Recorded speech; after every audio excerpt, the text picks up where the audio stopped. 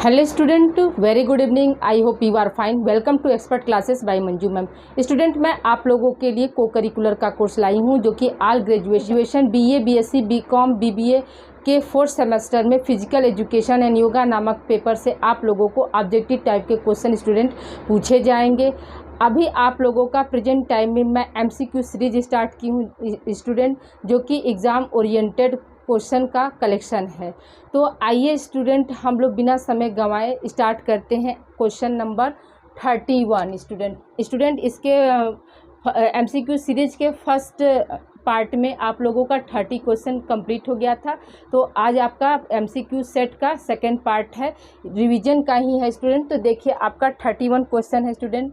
60 yard deck का उपयोग किसके निर्धारण के लिए किया जाता है स्टूडेंट? 60 यार्ड डैक का उपयोग किसके निर्धारण के लिए किया जाता है? आपके ऑप्शन है त्वरण, ऑप्शन बी है गति, ऑप्शन सी है चपलता और ऑप्शन डी है ये सभी स्टूडेंट। तो याद रखिएगा स्टूडेंट कि 60 यार्ड डैक का उपयोग जो है हम क्या करते हैं, इन सभी में करते हैं, यानी त्वरण में भी होता है, गति में भी होता है और चपलता में भी होता है, यानी ऑप्शन डी आपका यहाँ पे सही होगा स्टूडेंट।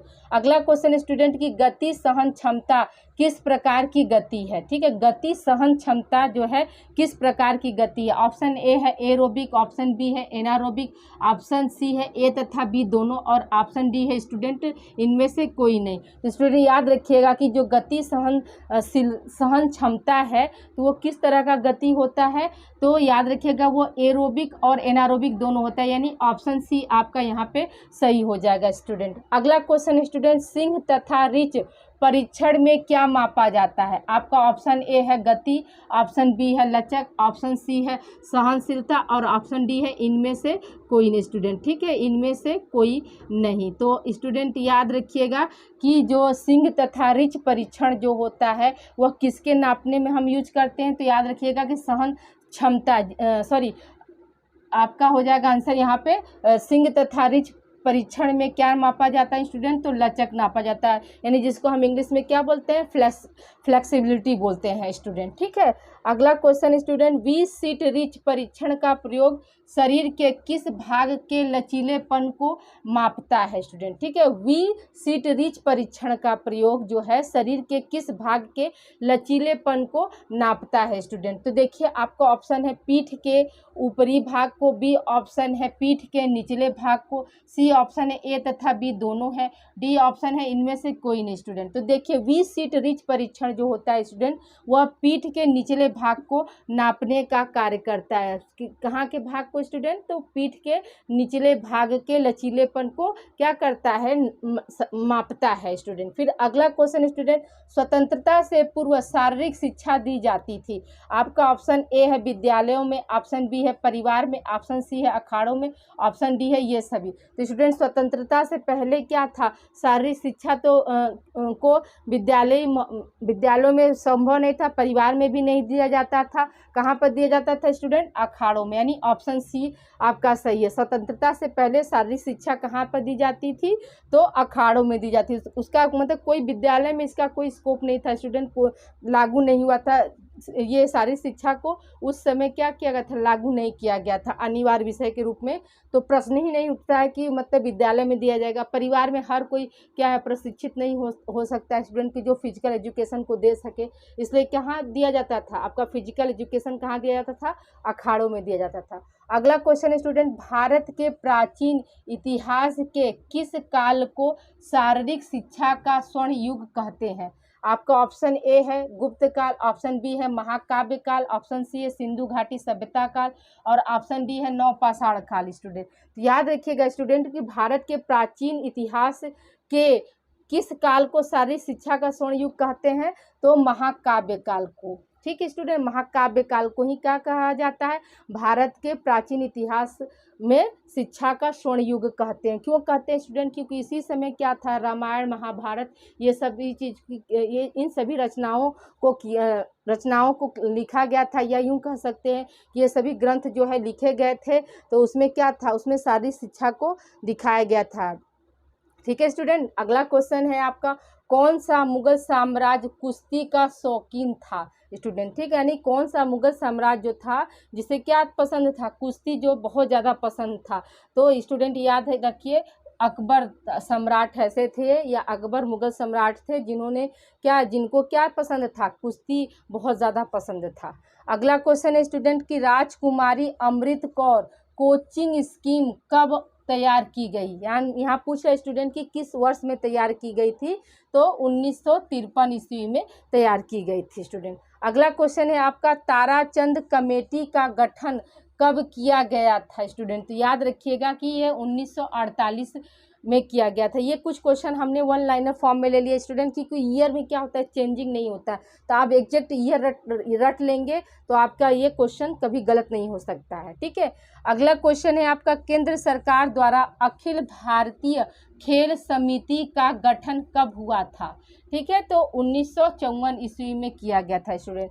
अगला क्वेश्चन है स्टूडेंट की national plan of physical education and recreation किसने तैयार किया था, आपका ऑप्शन है इसका आंसर होगा student central advisory board of physical education ने क्या तैयार किया था, national plan of physical education and recreation, ठीक है। आपको आई होप यहाँ तक आप लोग को समझ में आ गया होगा कि कैसे है स्टूडेंट। तो यहाँ तक आप लोग इसे राइट डाउन कर लीजिए, या इसे बार बार आप सुनते रहेंगे स्टूडेंट, तो भी आपको ये सारे क्वेश्चन क्या हो जाएंगे, याद हो जाएंगे। अभी कुछ क्वेश्चन रिमेन बचा है स्टूडेंट, उसको हम अभी कंटिन्यू कर रहे हैं, इसे आप लोग अच्छे से देखिए और राइट डाउन कीजिए स्टूडेंट। हम लोग आगे कंटिन्यू करते हैं। अगला क्वेश्चन है आपका कि निम्न में स्वास्थ्य संबंधी घटक है, ठीक है। क्वेश्चन आपका पूछ रहा है कि निम्न में से स्वास्थ्य संबंधी घटक कौन कौन से हैं। पहला ऑप्शन है आपका शारीरिक संरचना, बी ऑप्शन है पेशी सहन शक्ति, सी ऑप्शन है सामर्थ्य और डी ऑप्शन है उपरोक्त सभी। तो स्टूडेंट हमने आपको क्लास में इसको एक्सप्लेन किया था कि स्वास्थ्य संबंधित घटक कितने होते हैं, तो आपका शारीरिक संरचना था, पेशी सहन शक्ति थी, सामर्थ्य थी, हृदय संबंधित था, ये सब क्या था आपका स्वास्थ्य संबंधी घटक में आएंगे, यानी यहाँ पर क्या हो जाएगा आपका ऑप्शन डी आपका यहाँ पर होगा स्टूडेंट। अगला क्वेश्चन है निम्न में से कौशल संबंधी घटक है। कौशल का मतलब स्टूडेंट की कला, अपनी योग्यता को दिखाना, ये सब क्या होता है कौशल होता है, अपनी प्रतिभा को दिखाना, ठीक है। तो पहला ऑप्शन है ये आपका ए है फुर्ती, बी ऑप्शन है संतुलन, सी ऑप्शन है समन्वय और डी ऑप्शन है ये सभी स्टूडेंट। तो देखिए स्टूडेंट निम्न में से कौशल संबंधी घटक क्या होता है, तो हम कौशल में क्या करते हैं, हम एक्टिव होते हैं ना, फुर्तीला का मतलब क्या होता है एक्टिव होना। कौशल में के अंतर्गत क्या आएगा, संतुलन बैलेंस भी करना होता है। कौशल के अंतर्गत क्या होता है, समन्वय स्थापित करना, यानी यहाँ पे क्या हो जाएगा आपका ऑप्शन डी, यानी ये सभी है स्टूडेंट। अगला क्वेश्चन है आपका स्टूडेंट शारीरिक पुष्टि के कितने घटक होते हैं स्टूडेंट, ठीक है। शारीरिक पुष्टि का मतलब स्टूडेंट जिसको हम इंग्लिश में क्या बोलते हैं फिजिकल फिटनेस स्टूडेंट। शारीरिक पुष्टि को इंग्लिश में क्या बोलते हैं, फिजिकल फिटनेस। तो आपके पूछ रहा है कि कितने घटक होते हैं, तो आपके ऑप्शन में ए ऑप्शन है 3, बी ऑप्शन है 2, सी ऑप्शन है 4 और डी ऑप्शन है 5। तो स्टूडेंट याद रखिएगा कि शारीरिक पुष्टि के घटक कितने होते हैं, 2 होते हैं। कौन कौन सा, तो पहला आपका स्वास्थ्य संबंधी घटक हो जाएगा और दूसरा क्या हो जाएगा स्टूडेंट आपका कौशल संबंधी घटक हो जाएगा, यानी यहाँ पे क्या हो जाएगा आपका ऑप्शन बी यहाँ पर सही होगा। अगला क्वेश्चन स्टूडेंट यानी पुष्टि यानी फिटनेस का वैज्ञानिक अर्थ स्वस्थ अवस्था एवं खाली स्थान है। आपका ऑप्शन ए है चिंता, बी ऑप्शन है दुख, सी ऑप्शन है रोग से मुक्ति और डी ऑप्शन है तनाव। तो स्टूडेंट याद रखिएगा पुष्टि यानी फिटनेस का वैज्ञानिक अर्थ स्वस्थ अवस्था एवं क्या हो जाएगा रोग से मुक्ति हो जाएगा स्टूडेंट। क्या हो जाएगा यहाँ पर क्या हो जाएगा ऑप्शन सी भरा गया, यानी रोग से मुक्ति है, ठीक है। पुष्टि का वैज्ञानिक अर्थ क्या होता है, तो स्वस्थ अवस्था एवं रोग से मुक्ति होता है स्टूडेंट। अगला क्वेश्चन है स्टूडेंट आपका उत्तर प्रदेश में शारीरिक शिक्षा के कुल कितने केंद्रीय विश्वविद्यालय हैं स्टूडेंट। आपसे क्या पूछ रहा है, सेंट्रल यूनिवर्सिटी पूछ रहा है स्टूडेंट कि उत्तर प्रदेश में मतलब पूरे यूपी में सेंट्रल यूनिवर्सिटी कितने हैं, किसके शारीरिक शिक्षा के यानी फिजिकल एजुकेशन के सेंट्रल यूनिवर्सिटी कितने हैं। तो आपके ऑप्शन ए है 6, ऑप्शन बी है 5, ऑप्शन सी है 7, ऑप्शन डी है 8 स्टूडेंट। याद रखिएगा कि पूरे उत्तर प्रदेश में फिजिकल एजुकेशन के सेंट्रल यूनिवर्सिटी आपका कितना है स्टूडेंट, तो 6 है। ऑप्शन ए यहाँ पर सही होगा।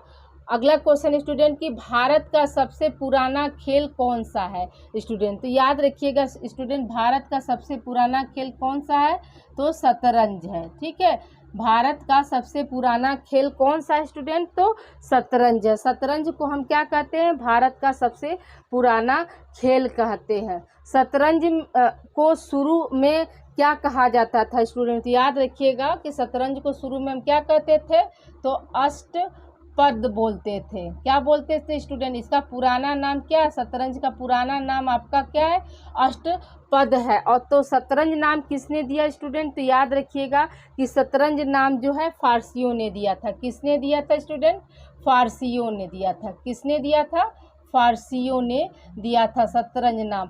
मुगल साम्राज्य में शतरंज को क्या कहा गया था स्टूडेंट, यानी मुगल साम्राज्य के लोग शतरंज को क्या कहते थे, तो मुगल साम्राज्य के लोग शतरंज को चतुरंग बोलते थे। क्या बोलते थे, चतुरंग बोलते थे। शतरंज को किसने चतुरंग कहा है स्टूडेंट, तो क्या हो जाएगा, मुगल साम्राज्य के लोग जो थे शतरंज को क्या बोलते थे, चतुरंग बोलते थे।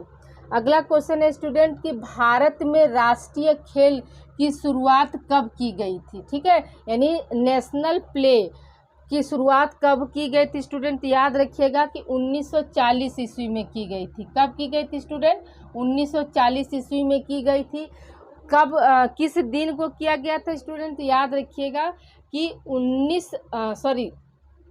किस डेट को किया गया था स्टूडेंट, तो 29 अगस्त को क्या किया गया था। कब है, 29 अगस्त 1940 स्टूडेंट। याद रखिएगा 29 अगस्त 1940 को क्या किया गया था, भारत में राष्ट्रीय खेल की शुरुआत की गई थी। कहाँ पर की गई थी स्टूडेंट, तो याद रखिएगा कि बॉम्बे में की गई थी। कहाँ पर की गई थी, तो बॉम्बे में की गई थी। बॉम्बे में, या इसी को हम क्या बोलते हैं, मुंबई बोलते हैं स्टूडेंट। इसी को हम क्या बोलते हैं, मुंबई बोलते हैं।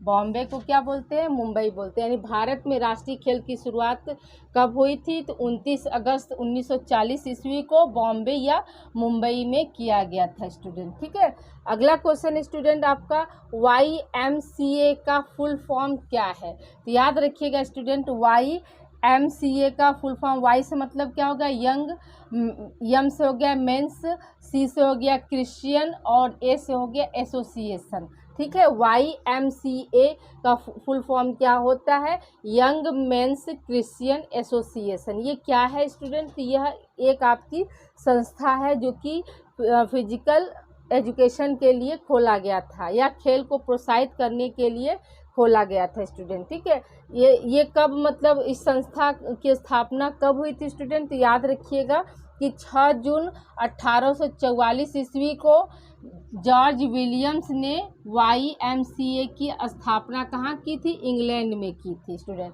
ठीक है, आपको यहाँ पे एक क्वेश्चन और बन सकता है स्टूडेंट कि YMCA की स्थापना कहाँ हुई थी। आपके ऑप्शन में रहेगा भारत, इंग्लैंड को लंदन भी बोलते हैं स्टूडेंट, अमेरिका, रूस। तो हम क्या बताएंगे कि YMCA की स्थापना जो हुई सबसे पहले कहाँ हुई थी, इंग्लैंड या लंदन में हुई थी। किसके द्वारा किया गया था स्टूडेंट, तो जॉर्ज विलियम्स के द्वारा किया गया था। किस सन में किया गया था स्टूडेंट, तो 1844 ईस्वी को, 6 जून 1844 ईस्वी को इसकी स्थापना कहाँ की गई थी, इंग्लैंड में की गई थी। तो फिर प्रश्न दूसरा उठता है स्टूडेंट कि भारत में इसकी स्थापना कब हुई। तो हम क्या बताएंगे कि भारत में इसकी स्थापना 21 फरवरी 1891 ईस्वी को डेविस मैकोनाधी के पहल से मद्रास में हुआ। ठीक है, यानी इसकी जो स्थापना भारत में कहाँ हुई है, तो मद्रास में हुई है। किसके पहल से हुई है, तो डेविस मैकोनाधी इनके पहल से हुई है। और किस दिन को हुई है स्टूडेंट, याद रखिएगा कि आपका 21 फरवरी 1891 ईस्वी को किया गया था स्टूडेंट। अगला क्वेश्चन स्टूडेंट आपका, वॉलीबॉल के जनक कौन है स्टूडेंट। ठीक है, यानी वॉलीबॉल जो लाया गया तो वो किसके द्वारा लाया गया था, तो याद रखिएगा कि विलियम जी मॉर्गन ने इसको लाए थे, या विलियम जी मॉर्गन को हम क्या बोलते हैं, फादर ऑफ वॉलीबॉल बोलते हैं। और ये किस सन में लाए थे स्टूडेंट? याद रखिएगा कि 1895 ईस्वी में लाए थे। वॉलीबॉल का दूसरा नाम क्या है स्टूडेंट? याद रखिएगा मिट्टोनेट्टे है। वॉलीबॉल का दूसरा नाम क्या है?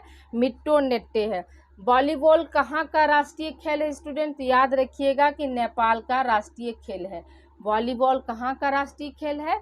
तो नेपाल का राष्ट्रीय खेल है स्टूडेंट। आई होप यहाँ तक आप लोग को क्लियर हो गया होगा स्टूडेंट। इसे आप लोग राइट डाउन कर लीजिए। अभी कुछ क्वेश्चन रिमेन है, उसे हम और कंटिन्यू कर रहे हैं। इसे आप लोग राइट डाउन करिए। ये स्टूडेंट हम लोग आगे कंटिन्यू करते हैं। देखिए अगला क्वेश्चन है आपका कि मेसोमॉर्फ क्या संदर्भित करता है? मेसोमॉर्फ क्या संदर्भित करता है स्टूडेंट? आपको क्वेश्चन पूछ रहा है स्टूडेंट आपका कि मेसोमॉर्फ क्या संदर्भित करता है। तो आपका ऑप्शन ए है वजन बढ़ाना मुश्किल होता है। ऑप्शन बी है ये सरलता से वजन बढ़ाते हैं, धीरे धीरे वजन कम करते हैं। सी ऑप्शन है ये सरलता से वजन बढ़ाते हैं व कम करते हैं। डी ऑप्शन है इनमें से कोई नहीं। तो स्टूडेंट याद रखिएगा कि मेसोमॉर्फ जो होता है उसका अर्थ, संदर्भित का मतलब क्या है स्टूडेंट? यहाँ पर उसका अर्थ पूछ रहा है। तो याद रखिएगा कि जो मेसोमॉर्फ होता है वो क्या संदर्भित करता है? तो ये सरलता से वजन बढ़ाते हैं व कम करते हैं स्टूडेंट। ठीक है, यानी ऑप्शन यहाँ पे सी हो जाएगा। मेसोमॉर्फ का शाब्दिक अर्थ क्या होता है? तो यह सरलता से वजन बढ़ाते हैं और क्या करते हैं वो और कम करते हैं स्टूडेंट। ठीक है, तो ऑप्शन सी यहाँ पे सही होगा। अगला क्वेश्चन है स्टूडेंट, मनोरंजन क्रियाएं कितने प्रकार की होती हैं? आपका ऑप्शन ए है 2, ऑप्शन बी है 3, ऑप्शन सी है 4 और ऑप्शन डी है 5 स्टूडेंट। तो ये स्टूडेंट याद रखिएगा कि हम क्लास में एक्सप्लेन किए थे कि जो मनोरंजन की क्रियाएं होती हैं वो कितने प्रकार की होती हैं? 2 प्रकार की होती हैं। पहला होता है सक्रिय मनोरंजन क्रियाएं और दूसरा क्या होता है? निष्क्रिय मनोरंजन क्रियाएं स्टूडेंट। ठीक है, अगला क्वेश्चन है स्टूडेंट आपका एरोबिक व्यायाम निम्न में से किस रोग के जोखिम को कम करते हैं? तो आपका ऑप्शन ए है हृदय रोग, ऑप्शन बी है मधुमेह, ऑप्शन सी है कैंसर और ऑप्शन डी है ये सभी। तो स्टूडेंट याद रखिएगा कि जो एरोबिक व्यायाम होता है, जो एरोबिक एक्सरसाइज होता है वह किस खतरे को कम करता है? तो हृदय रोग को भी कम करता है, मधुमेह को भी कम करता है और कैंसर को भी कम करता है स्टूडेंट। यहाँ पर ऑप्शन डी आपका सही हो जाएगा। यानी उपरोक्त सभी रोगों के जोखिम को, जोखिम का मतलब स्टूडेंट खतरा, तो खतरे को कम करता है। कौन सा एक्सरसाइज? आपका एरोबिक एक्सरसाइज स्टूडेंट। अगला क्वेश्चन स्टूडेंट की एरोबिक एक्सरसाइज में सम्मिलित है। पहला ऑप्शन है आपका तैराकी, दूसरा ऑप्शन है दौड़ना, तीसरा ऑप्शन है साइकिल चलाना और चौथा ऑप्शन है ये सभी स्टूडेंट। तो याद रखिएगा कि एरोबिक व्यायाम या एक्सरसाइज में क्या सम्मिलित है स्टूडेंट? तो तैराकी भी सम्मिलित है, दौड़ना भी सम्मिलित है, साइकिल चलाना भी सम्मिलित है, यानी ऑप्शन डी आपका यहाँ पे सही होगा स्टूडेंट। अगला क्वेश्चन है स्टूडेंट की एरोबिक सप्ताह में कितने बार करना चाहिए? ठीक है, जो एरोबिक एक्सरसाइज है वह सप्ताह में कितने बार करना चाहिए? तो ऑप्शन ए है 2 से 3 बार, ऑप्शन बी है 3 से 4 बार, ऑप्शन सी है 4 से 5 बार और ऑप्शन डी है 5 से 7 बार स्टूडेंट। तो याद रखिएगा कि एरोबिक जो एक्सरसाइज होता है स्टूडेंट वो सप्ताह में कम से कम कितना बार करना चाहिए? 3 से 4 बार करना चाहिए, यानी यहाँ पर ऑप्शन बी आपका सही होगा। अगला क्वेश्चन है स्टूडेंट, जुम्बा का आनंद कौन ले सकता है? ठीक है, जुम्बा क्या है स्टूडेंट? तो जुम्बा एक आपका एक्सरसाइज है। तो पूछ रहा है क्वेश्चन की मतलब जुम्बा का आनंद कौन ले सकता है? तो ऑप्शन ए है छोटे बच्चे, ऑप्शन बी है प्रत्येक व्यक्ति, ऑप्शन सी है युवा, ऑप्शन डी है वृद्ध स्टूडेंट। तो जुम्बा का मतलब स्टूडेंट आप कुछ और मत समझ लीजिएगा। ठीक है, जुम्बा का मतलब क्या है? यहाँ पर एक्सरसाइज है। तो यहाँ पर क्या हो जाएगा? जुम्बा का आनंद कौन ले सकता है? तो प्रत्येक व्यक्ति ले सकता है, चाहे वो मतलब छोटा हो, बड़ा हो, वृद्ध हो, युवा हो, चाहे जैसा भी हो, क्या हो, जुम्बा का वो आनंद ले सकता है। अगला क्वेश्चन स्टूडेंट कि भारत में फिट इंडिया अभियान का उद्घाटन कहाँ हुआ था स्टूडेंट? आपके ऑप्शन में रहेगा कलकत्ता, मुंबई, दिल्ली, मद्रास। तो हम क्या बताएंगे स्टूडेंट? भारत में फिट इंडिया अभियान का उद्घाटन नई दिल्ली में हुआ था। अगला क्वेश्चन है स्टूडेंट, फिट इंडिया अभियान के ब्रांड एम्बेसडर कौन है स्टूडेंट? याद रखिएगा कि सोनू सूद है स्टूडेंट। कौन है? सोनू सूद है। ब्रांड एम्बेसडर कौन है फिट इंडिया अभियान का? तो सोनू सूद है। अगला क्वेश्चन स्टूडेंट की भारत में फिट इंडिया अभियान की शुरुआत किसने की थी? तो आपके ऑप्शन में रहेगा राष्ट्रपति, मुख्यमंत्री, गृह मंत्री, प्रधानमंत्री। तो स्टूडेंट हम क्या बताएंगे कि भारत में फिट इंडिया अभियान की शुरुआत किसने की थी? तो प्रधानमंत्री नरेंद्र मोदी जी ने की थी। अगला क्वेश्चन है स्टूडेंट कि मनोरंजन में किसका अवधारणा सम्मिलित है स्टूडेंट? मनोरंजन में किसकी अवधारणा सम्मिलित है? आपका ऑप्शन ए है मन, ऑप्शन बी है आत्मा, ऑप्शन सी है ए तथा बी दोनों, और ऑप्शन डी है इनमें से कोई नहीं स्टूडेंट। तो देखिए स्टूडेंट, मनोरंजन में किसकी अवधारणा सम्मिलित है? तो मन की भी अवधारणा होती है आपका, और आत्मा का भी होता है। मनोरंजन का मतलब क्या होता है स्टूडेंट? तो रिक्रिएशन। रिक्रिएशन का मतलब क्या होता है कि किसी भी चीज़ का फिर पुनः से निर्माण करना। तो उसमें क्या हो सकता है? उसमें जब किसी भी काम को करने में जब हमारा मन, आत्मा ये सभी लगते हैं तभी क्या होता है? वो कार्य अच्छा होता है, उसको हम फिर से रिक्रिएट कर सकते हैं स्टूडेंट। तो इसलिए यहाँ पे क्या हो जाएगा? आपका ऑप्शन सी हो जाएगा। ठीक है, यानी मनोरंजन में किसकी अवधारणा सम्मिलित है? तो मन और आत्मा, यानी ए और बी दोनों हो जाएगा स्टूडेंट। अगला क्वेश्चन है स्टूडेंट कि एरोबिक के लिए वार्म अप गतिविधियां कितने मिनट की होनी चाहिए? वार्म अप का मतलब स्टूडेंट ये होता है कि अपने बॉडी को गर्म करना। ठीक है, तो एरोबिक के लिए वार्म अप गतिविधियां कितने मिनट की होनी चाहिए? तो 5 से 10 मिनट की होनी चाहिए। अगला क्वेश्चन स्टूडेंट की स्थूलता। देखिए स्टूडेंट, स्थूलता का मतलब क्या है? ओबेसिटी मतलब मोटापा। ठीक है, स्थूलता शरीर में खाली स्थान है की मात्रा बढ़ा देती है, यानी मोटापा जो है शरीर में किसकी मात्रा बढ़ा देती है? तो ऑप्शन ए है आपका कार्बोज, ऑप्शन बी है प्रोटीन, ऑप्शन सी है वसा, और ऑप्शन डी है विटामिन। तो स्टूडेंट याद रखिएगा कि जो स्थूलता होती है वो शरीर में किसकी मात्रा को बढ़ा देती है? तो वसा को बढ़ा देती है। स्थूलता का मतलब क्या होता है स्टूडेंट? मोटापा होता है। अगला क्वेश्चन स्टूडेंट की मोटापे के क्या कारण नहीं, देखिए स्टूडेंट ध्यान दीजिएगा, नहीं हो सकते हैं, यानी नहीं शब्द आया, मोटापे के क्या कारण नहीं हो सकते हैं? आपका ऑप्शन ए है आयु, ऑप्शन बी है लिंग, ऑप्शन सी है वंशानुगत, और ऑप्शन डी है इनमें से कोई नहीं। तो स्टूडेंट याद रखिएगा कि मोटापे के क्या कारण होते हैं? तो आपका आयु भी होता है। ठीक है, आयु भी प्रभावित करता है, कहीं ना कहीं मोटापा का कारण बन सकता है। लिंग मतलब सेक्स भी बन सकता है। वंशानुगत मतलब एक पीढ़ी से दूसरे पीढ़ी को जाने वाले जितने भी लक्षण होते हैं वो किसके अंतर्गत आते हैं? वंशानुगत के अंतर्गत आते हैं। यानी ये तीनों हो सकते हैं, बट क्या है चौथा ऑप्शन क्या है? इनमें से कोई नहीं, यानी ऑप्शन डी यहाँ पर आपका सही होगा स्टूडेंट। अगला क्वेश्चन स्टूडेंट की संबंध प्रतिक्रिया का सिद्धांत किसने दिया था? स्टूडेंट ध्यान दीजिएगा, संबंध प्रतिक्रिया का सिद्धांत किसने दिया था? तो आपका क्या हो जाएगा आंसर? डाल्टन ने दिया था। किसने दिया था स्टूडेंट? डाल्टन ने दिया था स्टूडेंट। आज आपका स्टूडेंट मेरे द्वारा 64 क्वेश्चन कंप्लीट हो गया। आई होप आज की क्लास आप लोगों को अच्छी लगी होगी, तो प्लीज़ कमेंट करके बताना न भूलें। स्टूडेंट अधिक से अधिक बच्चों को आप ये क्लासेस शेयर करिए। जो बच्चे क्लास नहीं देख पाए हैं तो वो ये MCQ प्रैक्टिस सेट के जरिए भी वो अपने तैयारी को बेहतर कर सकते हैं। और ये सारे क्वेश्चन जो है आपके स्टूडेंट एग्ज़ाम ओरिएंटेड है, तो इसे आप अधिक से अधिक बच्चों को शेयर करिए ताकि उनका जो एग्ज़ाम होने वाला है वो अच्छा हो जाए स्टूडेंट, और वो अपनी तैयारी को बेहतर कर सके और अच्छे नंबर पा सके स्टूडेंट। ओके स्टूडेंट, अपना ध्यान रखिएगा और इसे आप लोग राइट डाउन कर लीजिए। अगर समय नहीं है तो आप लोग इसको कम से कम दिन में 2-3 बार आप लोग इसे सिर्फ सुन लेंगे तो भी आपके मैक्सिमम क्वेश्चन एग्ज़ाम में जो है स्टूडेंट सॉल्व हो जाएंगे। ओके स्टूडेंट, अपना ध्यान रखिएगा। Please like and subscribe my channel Expert Classes by Manju ma'am.